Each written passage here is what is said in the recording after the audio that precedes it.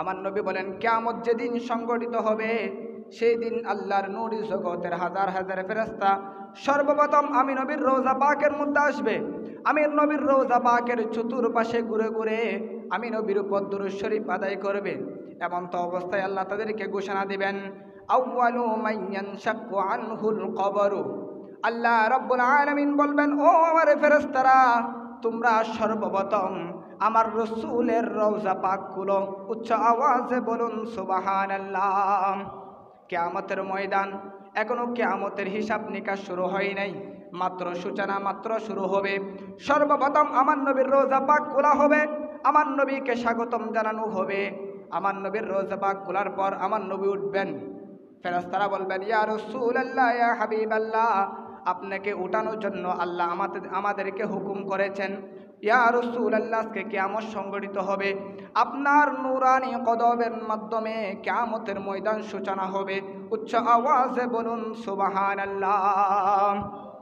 কিয়ামতের দিন হাজার হাজার ফেরেশতারা সর্বপ্রথম কোথায় যাবেন? আমার নবীর রওজা পাকে যাবেন।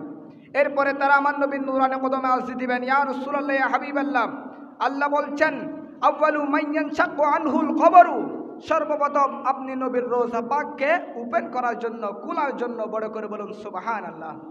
আমার নবীর রওজা পাক খোলা হবে।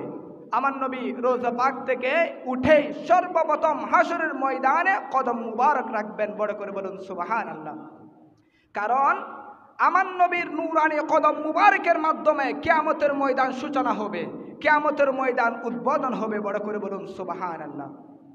এরপরে আল্লাহ রসুল সাল্লাল্লাহু তাআলা আলাইহি ওয়াসাল্লামকে নূরের একটা পালকির মধ্যে আরোহণ করানো হবে। আমার নবীকে নূরের পালকির মধ্যে বসানো হবে। শত শত ফেরেশতারা আমার নবীর নূরানি পালকিকে কাঁধের মধ্যে বহন করে মাকামে মাহমুদের মধ্যে নিয়ে যাবে। মাকামে মাহমুদ হলো একটা প্রশংসিত স্টেট, একটা প্রশংসিত সিংহাসন, যে সিংহাসন জান্নাতি হীরা মুক্তা দ্বারা তৈরি করা হয়েছে। উচ্চ আওয়াজে বলুন সুবহানাল্লাহ। দেখেন, কিয়ামতের ময়দানে সর্বপ্রথম আমার নবীকে কি করা হবে? উঠানো হবে। আমার নবীর নূরানি কদম মুবারকের মাধ্যমে কিয়ামতের ময়দান সূচনা হবে, উদ্বোধন হবে। এরপর আমার নবীকে মাকামে মাহমুদের প্রশংসিত সিংহাসনের মধ্যে বসানো হবে। এরপর আল্লাহ অর্ডার দিবেন, হুকুম করবেন, ও আমার ফেরেশতারা, আমার যত বান্দা বান্দিনী মাটির নিচে দাফন হয়েছে, কবরস্থ করা হয়েছে, তাদেরকে জীবিত এই কিয়ামতের ময়দানে সমাবেত করো, বড় করে বলুন সুবহানাল্লাহ। এরপর ফেরেশতারা প্রত্যেক নবী রাসূলকে রওজা পাক থেকে উঠাবেন। এভাবে করে করে কিয়ামত পর্যন্ত যত বান্দা বান্দিনী কবরস্থ হয়েছে, মাটির নিচে দাফনের কাপন হয়েছেন, তাদেরকে জীবিত বের করা হবে, তাদেরকে জীবিত ওঠানো হবে। প্রত্যেকে দূরে দূরে কিয়ামতের ময়দানে সমাবেত হবে। কিয়ামতের ময়দানে যখন সমাবেত হবে, তারা সর্বপ্রথম দেখবে তাদের সামনে একটি সিংহাসন। ওই সিংহাসনের মধ্যে এমন একজন ব্যক্তি বসে আছেন, এমন একজন নূরাকৃতির ব্যক্তি বসে আছেন, যিনার নূরানি চেহারা মুবারক থেকে কিরণ বের হচ্ছে, নূর চমকাচ্ছে, যিনার শরীর মুবারক থেকে সূর্যের কিরণ বের হচ্ছে। উচ্চ আওয়াজে বলুন সুবহানাল্লাহ। তখন আল্লাহর বান্দারা প্রশ্ন করবে, ও ফেরেশতারা, আজকে যিনাকে সিংহাসনের মধ্যে দেখতেছি উনি কে? তখন ফেরেশতারা বলবেন, উনি হলেন আল্লাহর হাবিব, উনি হলেন আখির জামানার নবী, যিনার কারণে আল্লাহ কুল কায়নাত সৃষ্টি করেছেন। এবং সাথে সাথে ফেরেশতারা ঘোষণা দিবেন, আমার নবী বলেন, আনা সাইয়্যিদু ওয়ালদি আদম ইয়াউমাল কিয়ামাহ। ফেরেশতারা বলবেন, ও আল্লাহর বান্দারা, শোনো শোনো, আল্লাহ যত বান্দা বান্দিনী সৃষ্টি করেছেন, প্রত্যেক বান্দা বান্দিনীর সরদার হলো আল্লাহর হাবিব। উচ্চ আওয়াজে বলুন সুবহানাল্লাহ। কিয়ামতের ময়দানে সবাইকে সমাবেত করার পরে ফেরেশতারা মানুষদেরকে জানিয়ে দিবেন, আমার নবী বলেন, আনা সাইয়্যিদু ওয়ালদি আদম ইয়াউমাল কিয়ামাহ। ফেরেশতারা বলবেন, ও আল্লাহর বান্দারা, তোমরা জিনাকে মাকামে মাহমুদের মধ্যে দেখতেছো, সিংহাসনের মধ্যে দেখতেছো, উনি সাধারণ কোনো বান্দা নয়, বরং আল্লাহর যত বান্দা বান্দিনী আছে, আল্লাহর সমস্ত বান্দা বান্দিনীদের সরদার। বড় করে বলুন সুবহানাল্লাহ। আল্লাহর সমস্ত সৃষ্টির সরদার, সমস্ত বান্দাদের সরদার। বড় করে বলুন সুবহানাল্লাহ। সেজন্য আমার নবী বলেন, আনা সাইয়্যিদু ওয়ালদি আদমা, আমি আল্লাহর সৃষ্টির মধ্যে যত বান্দা আছে তাদের প্রত্যেকের কি সরদার। আর এই যে আমি সরদার, সেটা কিয়ামতের ময়দানে প্রত্যেক মানুষের সামনে প্রকাশ করা হবে। বড় করে বলুন সুবহানাল্লাহ। সেজন্য কিয়ামতের অন্যতম ব্যাখ্যা হলো কিয়ামত সংগঠিত হবে একমাত্র আমার নবীর শানে আজমত দেখানোর জন্য। বড় করে বলুন সুবহানাল্লাহ। এরপরে কিয়ামতের ভয়াবহ শুরু হবে, হিসাব নিকাশের পালা শুরু হবে, মানুষ এদিক সেদিক ছুটাছুটি করবে। আদম নবীর উম্মত আদম নবীর কাছে যাবে, ঈসা নবীর উম্মত ঈসা নবীর কাছে যাবে। আদম নবীর কাছে গিয়ে বলবে, ও আদম আলাইহিস সালাতু ওয়াস সালাম, আমরা আপনার উম্মত, আপনার হাতে আমরা কলমা পড়েছি, আজকে আপনি আমাদের জন্য সুপারিশ করুন। আদম নবী বলবে, আজকে আমি সুপারিশ করতে পারবো না। ঈসা নবী বলবে, আমি পারবো না। মূসা নবী বলবে, আমি পারবো না। নূহ নবী বলবে, আমি পারবো না। ইব্রাহিম নবী বলবে, আমি পারবো না। এভাবে করে করে প্রত্যেক নবী রাসূল ফিরিয়ে দেওয়ার পরে তারা আল্লাহ রসুলের কাছে আসবেন। আল্লাহ রসুলের নুরানি সিংহাসনের পায়া মোবারক ধরে বলবেন, ইয়া রাসূলুল্লাহ, ইয়া হাবিবাল্লাহ, আপনি হলেন রাহমাতাল লিল আলামিন, আপনি হলেন মায়ার নবী, আপনি হলেন দয়ার নবী, আপনি হলেন উম্মতের কান্ডারি নবী। আজকে কিয়ামতের ময়দানে আমরা তো মুসিবতের মধ্যে আছি, 12 সূর্যের তাপ আমাদের মাথার উপরে। ইয়া রাসূলুল্লাহ, ইয়া হাবিবাল্লাহ, আপনি একটু আমাদের পক্ষ হয়ে আল্লাহর দরবারের মধ্যে সুপারিশ করুন। উচ্চ আওয়াজে বলুন সুবহানাল্লাহ। আমার নবী বলেন, ওয়া আউয়ালু শাফিঈন, এভাবে বলার পর আমি সর্বপ্রথম আল্লাহর দরবারের মধ্যে সুপারিশ করব। ওয়া আউয়ালু শাফিঈন, সর্বপ্রথম আমার নবী সুপারিশ করবে, আল্লাহর দরবারের মধ্যে হাত তুলে দেবে। ও গো বারিলাহি রাব্বাল আলামিন, আপনি হলেন গফফার, আপনি হলেন সত্তার, এভাবে করে আপনি হলেন রহমান, আপনি হলেন রহিম। এভাবে করে আমার নবী আল্লাহর প্রশংসা করতে থাকবেন। আল্লাহর প্রশংসা করতে করতে যখন আল্লাহর কুদরতি মন নরম হয়ে যাবে, কুদরতি হৃদয় যখন নরম হয়ে যাবে, তখন আমার নবী উম্মতের পক্ষে সুপারিশ করবে। আমার নবী বলবেন, ও বারিলাহি, দুনিয়ার মধ্যে যারা আমি নবীকে মহব্বত করেছে, আমি নবীর কথা অনুযায়ী যারা চলেছে, আমি নবীর আহলে বায়াতকে যারা মহব্বত করেছে, আমি নবীর সাহাবাকে যারা মহব্বত করেছে, আমি নবীর আওলাদকে যারা মহব্বত করেছে, আমি নবীর শুভাগমনকে কেন্দ্র করে যারা মিলাদুন নবী উদযাপন করেছে, ও গো বারিলাহি, আমি তাদের পক্ষে সুপারিশ করতেছি, আপনি আমার সুপারিশ গ্রহণ করে তাদেরকে এই কিয়ামত থেকে জান্নাতি বানিয়ে দেন। উচ্চ আওয়াজে বলুন সুবহানাল্লাহ।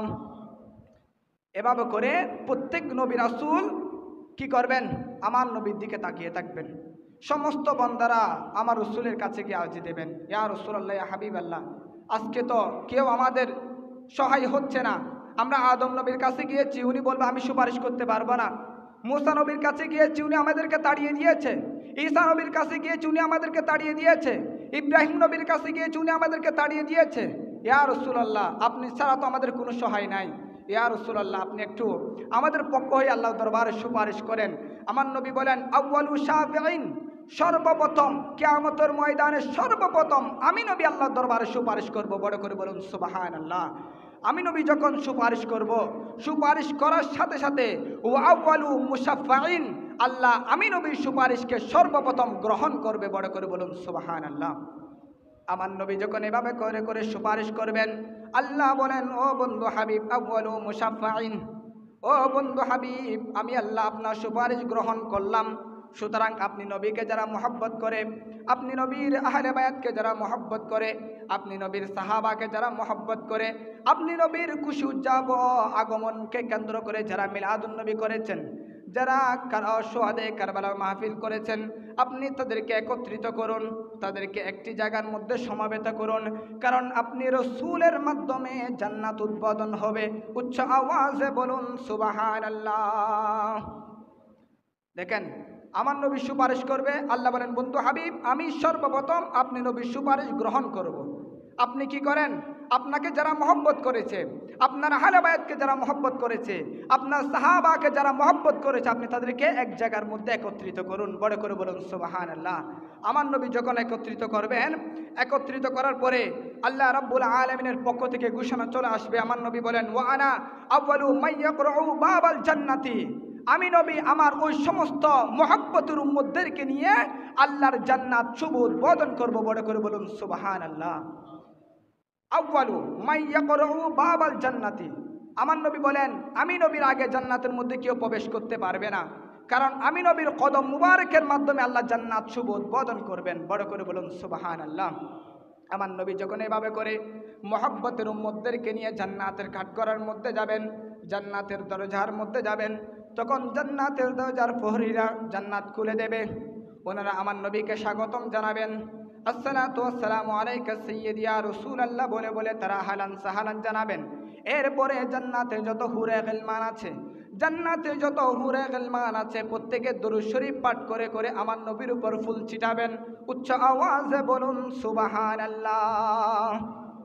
কিতাবের মধ্যে আছে দুনিয়াবি দুলা যখন নিজের স্ত্রীকে নিতে শ্বশুর বাড়িতে আসে প্রথম দিন, তখন শ্বশুর বাড়ির লোকজন কি করে? ফুল ছিটায়। কি করে? সম্মানার্থে ফুল ছিটায়। আমার নবী বলেন ঠিক তেমনিভাবে একইভাবে দুলহার মতো করে আমি নবী যখন জান্নাতের মধ্যে প্রবেশ করব, জান্নাতের যত হুরে গিলমান, প্রত্যেক হুরে গিলমান আমি নবীর উপর দরুদ শরীফ পাঠ করে করে ফুল ছিটাবে। বড় করে বলুন সুবহানাল্লাহ। এবং আমার নবী ঘোষণা দিলেন যে আমার উম্মত যারা, ওনারা তো এসেছেন সবার শেষে, আদম নবীর উম্মতের পরে, ঈসা নবীর উম্মতের পরে, মূসা নবীর উম্মতের পরে, সবার পরে আমরা এসেছি। আমার নবী বলেন আমার উম্মত যারা, তারা সর্বপ্রথম আমি নবীর সাথে জান্নাতের মধ্যে প্রবেশ করবে। বড় করে বলুন সুবহানাল্লাহ। আদম নবীর উম্মত আমাদের আগে এসেছে, কিন্তু তারা আগে যেতে পারবে না। জান্নাতে যাব শুধু সর্বপ্রথম কারা? আমরাই। বড় করে বলুন সুবহানাল্লাহ। আমরা যে সর্বপ্রথম জান্নাতে প্রবেশ করব, এটা আমাদের কোনো ফজিলত না। আমরা এত বেশি ইবাদত করেছি যে আমাদেরকে আল্লাহ সর্বপ্রথম জান্নাত দেবেন, এটা না। আমরা নাফরমানের মধ্যে আমরা আরো শ্রেষ্ঠ হব। নাফরমানের মধ্যে কি হব? শ্রেষ্ঠ হব।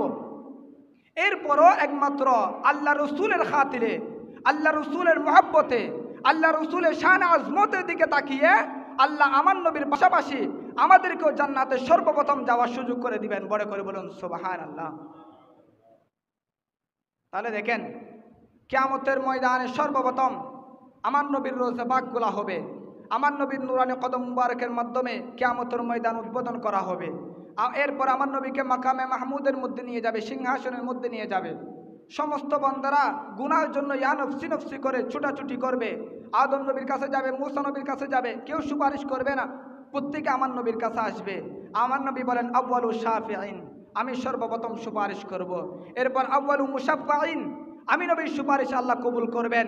এবং আমি নবীর পাশাপাশি আমি নবীকে যারা মহব্বত করেছে তাদের মাধ্যমে আল্লাহ জান্নাত উদ্বোধন হবে। বড় করে বলুন সুবহানাল্লাহ। যে নবীর খাতির আমরা দামি, যে নবীর শান আজমতের কারণে আল্লাহ জান্নাতে সর্বপ্রথম আমাদেরকে প্রবেশ করার সুযোগ করে দেবেন, আমরা সেই নবীর শানে বেয়াদবি করি। বড় করে বলুন নাউজুবিল্লাহ। কত বড় সম্ভক্ত জালেম আমরা দেখেন। জিনার কারণে আমরা দামি, ওনার শান বলতে গেলে বাধার সম্মুখীন হতে হয়। বড় করে বলুন নাউজুবিল্লাহ।